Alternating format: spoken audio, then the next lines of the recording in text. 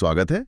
आज हम एक ऐसे हीरे की कहानी में उतर रहे हैं जिसके किस्से मतलब राजाओं, साम्राज्यों, श्रापों और यहाँ तक कि अंतर्राष्ट्रीय दावों से भरे पड़े हैं। कोहिनूर। बिल्कुल। और इसके बारे में जो जानकारी है वो भी कई अलग अलग जगहों से आती है, कई परतों में लिपटी हुई। हाँ, तो आज हम इसी की गहराई में उतरेंगे। कहाँ से निकला ये हीरा, कैसे इसका नाम कोहिनूर पड़ा, और ये जो इतने सारे देश भारत, पाकिस्तान, अफगानिस्तान, ईरान सब इसे अपना क्यों मानते हैं। और हाँ, वो सबसे मशहूर किस्सा, इसका श्राप, क्या वाकई इसमें कोई सच्चाई है या ये सिर्फ कहानियां हैं? सही कहा। तो हमारा मकसद यही है कि इन सारे स्रोतों से मिली जानकारी को एक साथ रखकर देखें, कोहिनूर के सफर के जो अहम पड़ाव हैं उनको समझें और ये जानने की कोशिश करें कि आज ये कहाँ खड़ा है, मतलब इसकी मौजूदा स्थिति क्या है। चलिए तो फिर शुरू करते हैं इस चमकदार लेकिन उतने ही विवादित इतिहास को परत दर परत खोलना। कहानी कहाँ से शुरू होती है? गोलकुंडा है ना? हाँ बिल्कुल, लगभग 1306 के आसपास की बात है। आंध्र प्रदेश का गोलकुंडा इलाका, वहाँ काकतीय वंश का राज था। और उस जमाने में गोलकुंडा हीरों के लिए मशहूर था, मतलब दुनिया में और कहीं हीरे नहीं मिलते थे। हाँ, उस समय तक गोलकुंडा ही दुनिया का इकलौता ज्ञात हीरा खनन क्षेत्र था। कृष्णा नदी के पास वहाँ एक खास पुरानी तकनीक इस्तेमाल होती थी, प्लेसर माइनिंग कहते हैं उसे। अच्छा, प्लेसा माइनिंग, ये क्या होती है? मतलब नदी किनारे की जो रेत बजरी होती है उसे छानकर उसमें से रत्न जैसे कि हीरे निकाले जाते थे, और इसी तरह से उन्हें एक बहुत ही बड़ा, मतलब अनोखा हीरा मिला। कितना बड़ा? अंदाजा लगाइए, शुरू में ये करीब 793 कैरेट का था। 793 कैरेट? बाप रे, आज के हिसाब से तो ये तो कल्पना से भी परे हैं। बिल्कुल। और काकतीय राजाओं ने क्या किया, उन्होंने इसे अपनी कुल देवी भद्रकाली की मूर्ति की बाईं आंख में जड़वा दिया। देवी की आंख में? अच्छा, हाँ। और कहते हैं यहीं से वो मान्यता या कह लें कि अंधविश्वास शुरू हुआ कि इस हीरे को या तो भगवान धारण कर सकते हैं या फिर कोई औरत। अगर कोई मर्द इसे पहनेगा तो उसके लिए दुर्भाग्य लाएगा, बुरा वक्त शुरू हो जाएगा। एक श्राप वाली बात यहीं से शुरू हुई। पर इसका कोई वेद पुराण में जिक्र है? नहीं, देखिए, किसी वेद पुराण में कोहिनूर के श्राप का सीधा जिक्र तो नहीं मिलता, लेकिन हाँ, बाद में लोगों ने इसे भगवत पुराण के कहानी है सयमंतक मणि की कथा, उससे जोड़ना शुरू कर दिया। शायद इसलिए कि हीरा इतना असाधारण था और उसका इतिहास इतना उथल-पुथल भरा रहा। तो काकतीय वंश के पास ये ज्यादा दिन रहा नहीं फिर? नहीं, ज्यादा दिन नहीं। अलाउद्दीन खिलजी का एक सेनापति था, मलिक काफूर। उसने वारंगल पर हमला किया, काकतियों को हराया और ये हीरा वहां से दिल्ली सल्तनत पहुंच गया। अच्छा, तो खिलजी के पास आ गया ये? हाँ, और खिलजी के किसी अधिकारी ने इसकी कीमत तब अनमोल बताई थी, मतलब इसकी कोई कीमत लगा ही नहीं सकते। बाबर ने अपनी आत्मकथा बाबरनामा में इसका जिक्र किया है और उसने इसकी कीमत का अंदाजा लगाया था कि ये हीरा इतना कीमती है कि इसकी कीमत से पूरी दुनिया का 2.5 दिन का खर्चा चल सकता है। पूरी दुनिया का 2.5 दिन का खर्च? गजब। फिर बाबर के बाद हुमायूं के पास आया होगा? हाँ, हुमायूं के पास। लेकिन हुमायूं का वक्त तो काफी मुश्किलों भरा रहा। वो शेरशाह सूरी से हारा और जब वो भागकर पर्शिया यानी आज के ईरान पहुंचा तो वहां उसने मदद के बदले ये हीरा शाह तहमास को तोहफे में दे दिया। तो हीरा भारत से बाहर चला गया, ईरान पहुंच गया? हाँ, कुछ समय के लिए। लेकिन ये ज्यादा देर ईरान में भी नहीं रुका। शाह तहमास ने इसे डिप्लोमेसी के तहत वापस भारत भेज दिया। अहमदनगर सल्तनत के शासक थे बुरहान निजाम शाह, उनको तोहफे में दे दिया। अरे, मतलब वापस इंडिया आ गया? हाँ, वापस। फिर ये दक्कन की सल्तनतों में घूमता रहा और आखिरकार शाहजहां के खजाने में पहुंचा। शाहजहां, जिसे इमारतों और रत्नों का बहुत शौक था, ताजमहल बनवाने वाला, उसके हाथ में कोहिनूर? बिल्कुल। और शाहजहां तो इसका दीवाना हो गया। लेकिन यहाँ एक तरह से ट्रेजेडी हुई। शाहजहां ने इसे और चमकाने और तराशने का काम एक वेनिस के जौहरी को दिया, हॉर्टेंसियो बोर्जियो। हाँ, बोर्जियो, मैंने पढ़ा इसके बारे में। उसने कुछ गड़बड़ कर दी थी, है ना? बहुत बड़ी गड़बड़। उसे शायद भारतीय कटिंग स्टाइल या इतने बड़े हीरे को संभालने का अनुभव नहीं था। उसने तराशते वक्त गलती कर दी और हीरे का वजन 793 कैरेट से घटकर सिर्फ 186 कैरेट रह गया। क्या? 793 से सीधा 186? मतलब आधे से भी ज्यादा वजन खत्म कर दिया? हाँ, 1/4 से भी कम रह गया। कहते हैं शाहजहां इतना नाराज हुआ कि उसने बोर्जियो पर भारी जुर्माना लगाया, कुछ कहते हैं सजा भी दी। होना ही था, इतना बेशकीमती हीरा। खैर, फिर शाहजहां ने इस 186 कैरेट वाले हीरे का क्या किया? शाहजहां ने फिर इसे अपने मशहूर तख्ते ताऊस यानी मयूर सिंहासन में जड़वा दिया, सिंहासन के बिल्कुल ऊपर बीच में। मयूर सिंहासन, वो तो अपने आप में एक अजूबा था, सोने और कीमती पत्थरों से जड़ा हुआ, और उसमें कोहिनूर। हाँ, लेकिन कहते हैं कि शाहजहां के बेटे औरंगजेब ने जब वो बादशाह बना तो उसने कभी उस सिंहासन पर बैठने से परहेज किया। क्यों? श्राप के डर से? शायद, पक्का तो नहीं कह सकते, पर यह कहानी जरूर जुड़ती है कि औरंगजेब उस श्राप से डरता था। खैर, कहानी में अगला बड़ा मोड़ आता है 1739 में। 1739? नादिर शाह का हमला? बिल्कुल। ईरान का शासक नादिर शाह दिल्ली पर चढ़ाई करता है। वो मुगल बादशाह मोहम्मद शाह रंगीला को हराता है, दिल्ली में भयंकर लूटपाट करता है और तख्ते ताऊस भी ले जाता है। और कोहिनूर, वो भी सिंहासन के साथ चला गया? नहीं, यहाँ एक और दिलचस्प किस्सा है। नादिर शाह को पता चला कि कोहिनूर सिंहासन में नहीं बल्कि मोहम्मद शाह रंगीला ने अपनी पगड़ी में छुपा रखा है। पगड़ी में? हाँ। अच्छा। हाँ, तो कहते हैं नादिर शाह ने एक पुरानी परंपरा का हवाला देकर दोस्ती और सम्मान जाहिर करने के लिए मोहम्मद शाह से पगड़ी बदलने की पेशकश की। अरे वाह, चालाकी। बिल्कुल, मोहम्मद शाह बेचारा मना नहीं कर पाया। जैसे ही पगड़ियां बदली गईं और नादिर शाह ने वो पगड़ी खोली, हीरा जमीन पर गिर पड़ा। और तब उसकी चमक देखकर नादिर शाह के मुंह से अचानक निकला को-ए-नूर। कोहिनूर मतलब? फारसी में इसका मतलब है रोशनी का पहाड़, माउंटेन ऑफ लाइट, और बस तभी से इस हीरे का नाम कोहिनूर पड़ गया। वाह, तो ये नाम नादिर शाह ने दिया था। कमाल है। तो अब हीरा नादिर शाह के पास ईरान पहुंच गया। हाँ, लेकिन नादिर शाह के पास भी ये ज्यादा टिका नहीं। कुछ साल बाद उसकी भी हत्या हो गई। उसकी मौत के बाद अफरा तफरी मची और उसका एक सेनापति था, अहमद शाह दुर्रानी, जिसे अहमद शाह अब्दाली भी कहते हैं, वो कोहिनूर को लेकर अफगानिस्तान चला गया। तो अब हीरा अफगानिस्तान पहुंच गया। काफी घूम रहा है ये तो। हाँ, बिल्कुल।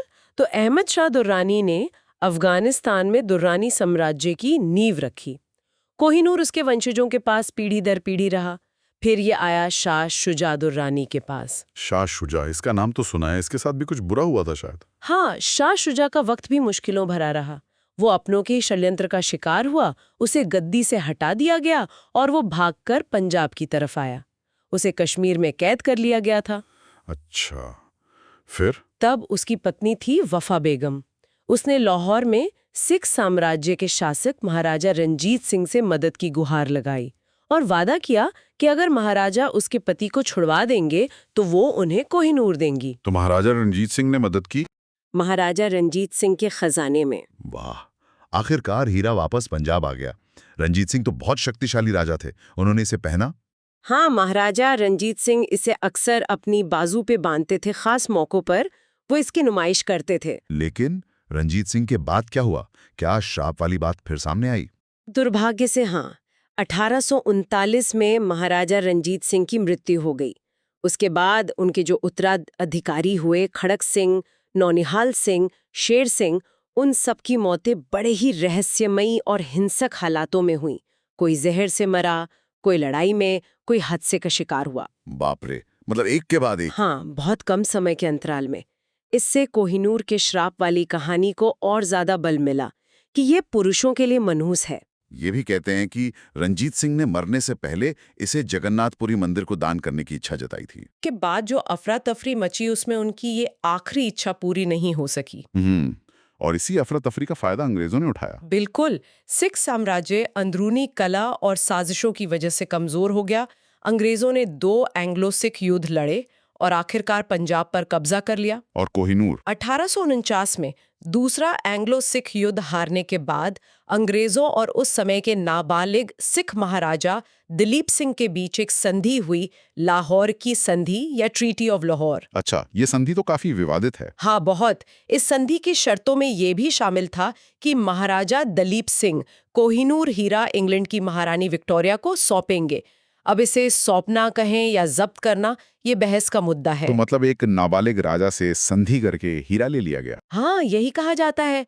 इसके बाद कोहिनूर को HMS मेदिया नाम के जहाज से लंदन भेजा गया। कहते हैं उस सफर में भी अजीब घटनाएं हुई। जहाज का कॉलेरा फैल गया, जिसमें कई लोग मारे गए। फिर जहाज एक भयंकर तूफान में भी फंसा। अरे, मतलब पीछा नहीं छोड़ा मुसीबतों ने? लगता तो ऐसा ही है। खैर, जैसे तैसे हीरा लंदन पहुंचा। वहां भी कुछ अजीब संयोग हुए। कुछ लोग कहते हैं कि उसी दौरान ब्रिटेन के एक पूर्व प्रधानमंत्री थे, सर रॉबर्ट पील, उनकी घोड़े से गिरकर मौत हो गई और क्वीन विक्टोरिया पर भी उसी समय के आसपास एक हमला हुआ था। अच्छा, ये बातें भी जुड़ी हैं इससे। हाँ, कुछ स्रोतों में इनका जिक्र आता है और कहते हैं जब हीरा पहली बार क्वीन विक्टोरिया को दिखाया गया तो उनकी आंख पर चोट का निशान था या वो कुछ अस्वस्थ थीं। तो क्वीन विक्टोरिया को हीरा मिल गया, उन्होंने पहना इसे। उन्हें हीरे का जो ओरिजिनल इंडियन कट था वो ज्यादा पसंद नहीं आया। उन्हें लगा कि इसमें चमक कम है, तो उन्होंने अपने पति प्रिंस एल्बर्ट की देखरेख में इसे दोबारा तराशने का आदेश दिया। फिर से तराशा गया। अरे, पहले ही इतना वजन कम हो चुका था। हाँ, इस बार काम एक डच जौहरी को सौंपा गया। उसने इसे यूरोपियन स्टाइल में ब्रिलियंट कट में तराशा। इससे इसकी चमक तो बहुत बढ़ गई, लेकिन वजन और कम हो गया। अब ये घटकर सिर्फ 105.6 कैरेट का रह गया। ओह, 793 से 186 और अब सिर्फ 105.6। मतलब ओरिजिनल का लगभग 7वां-8वां हिस्सा ही बचा। बिल्कुल, लेकिन अब ये ब्रिटिश क्राउन ज्वेल्स का हिस्सा बन गया। प्रिंस एल्बर्ट की मौत के बाद शायद श्राप की कहानियों को ध्यान में रखते हुए ये पक्का कर दिया गया कि इसे सिर्फ शाही परिवार की महिलाएं ही पहनेंगी, यानी क्वीन कंसॉर्ट। अच्छा, तो ये पुरुषों के लिए नहीं है अब? नहीं, ब्रिटिश राजघराने में इसे सिर्फ रानियां ही पहनती हैं। इसे पहले क्वीन अलेक्जेंड्रा, फिर क्वीन मैरी और फिर क्वीन एलिजाबेथ, क्वीन मदर के क्राउन में जड़ा गया। आजकल ये टावर ऑफ लंदन में नुमाइश के लिए रखा है, क्वीन मदर के क्राउन में। तो ये तो हुई इसकी कहानी। अब आते हैं आज के विवाद पर। भारत इसे वापस मांग रहा है ना? हाँ, और सिर्फ भारत ही नहीं। भारत ने आज़ादी के तुरंत बाद 1947 में और फिर 1953 में आधिकारिक तौर पर इसे वापस मांगा। फिर 1976 में पाकिस्तान के प्रधानमंत्री जुल्फिकार अली भुट्टो ने दावा किया। पाकिस्तान का दावा किस आधार पर? उनका तर्क था कि लाहौर, जहां से अंग्रेजों ने इसे लिया, वो अब पाकिस्तान का हिस्सा है, इसलिए ये उन्हें मिलना चाहिए। बाद में अफगानिस्तान में जब तालिबान का शासन आया, उन्होंने भी दावा किया क्योंकि ये दुरानी साम्राज्य का हिस्सा रहा था। और ईरान ने भी कभी-कभी नादिर शाह के इतिहास के आधार पर इस पर अपना हक जताया है। बाप रे, मतलब 4 देश इसे अपना बता रहे हैं? हाँ, और ब्रिटेन का क्या स्टैंड है? ब्रिटेन लगातार मना करता आया है।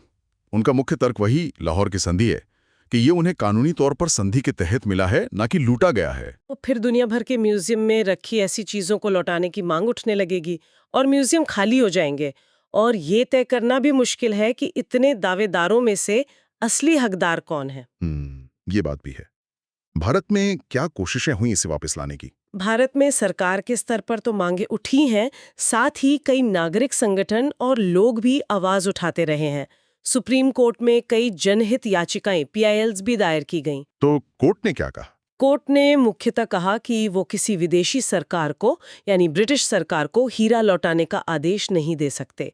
और कुछ कानूनी पेचीदगियां भी हैं, जैसे भारत का जो पुरावशेष और बहुमूल्य कलाकृति अधिनियम एंटीक्विटीज एक्ट है 1972 का, या फिर यूनेस्को का 1970 का कन्वेंशन है सांस्कृतिक संपत्ति की वापसी पर। ये कानून पुराने मामलों, मतलब 1970 या 1972 से पहले हुए हस्तांतरणों पर पूर्वव्यापी रूप से रेट्रोस्पेक्टिवली लागू नहीं होते। अच्छा, मतलब कानूनी तौर पर मामला फंसा हुआ है। हाँ, बिल्कुल। एक तरफ ब्रिटेन का कानूनी दावा है जो संधि पर आधारित है, दूसरी तरफ भारत और बाकी देशों के ऐतिहासिक, नैतिक और सांस्कृतिक दावे हैं।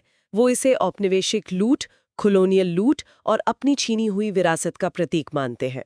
तो ये थी कोहिनूर की कहानी। गोलकोंडा की खान से निकलकर दिल्ली, पर्शिया, अफगानिस्तान, लाहौर और आखिर में लंदन के टावर तक का इसका लंबा और उथल-पुथल भरा सफर। हाँ, एक हीरा जिसने सल्तनतें बनती बिगड़ती देखीं, राजाओं की किस्मत बदलते देखीं, श्राप की कहानियों को जन्म दिया और आज भी अंतर्राष्ट्रीय विवाद का केंद्र बना हुआ है। और विवाद शायद आगे भी चलता रहेगा। लगता तो यही है।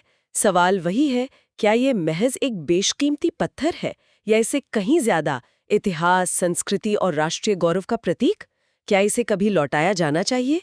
और अगर हाँ, तो किसे? भारत, पाकिस्तान, अफगानिस्तान, ईरान, या इसे वहीं रहने देना चाहिए जहां ये है? ये सवाल वाकई सोचने वाले हैं। और जाते जाते एक और बात दिमाग में आ रही है, ये जो श्राप वाली बात है। हाँ, अगर ये सच है तो क्या इसका असर सिर्फ इसे पहनने वाले पुरुषों पर ही हुआ या उन साम्राज्यों पर भी पड़ा जिनके हाथ ये लगा? सोचिए, मुगल सल्तनत का पतन, अफगान दुर्रानी वंश का अंत, सिख साम्राज्य का खात्मा और यहां तक कि ब्रिटिश साम्राज्य, जिसके बारे में कहा जाता था कि सूरज कभी अस्त नहीं होता था, वो भी कोहिनूर हासिल करने के बाद धीरे धीरे सिमट गया। ये एक दिलचस्प पर्सपेक्टिव है। क्या ये सब सिर्फ ऐतिहासिक संयोग थे या उस रोशनी के पहाड़ के साए का असर? कौन जाने, ये सोचने के लिए छोड़ जाते हैं। चलिए अगली बार फिर मिलेंगे एक और ऐसी ही गहरी पड़ताल के साथ। जरूर।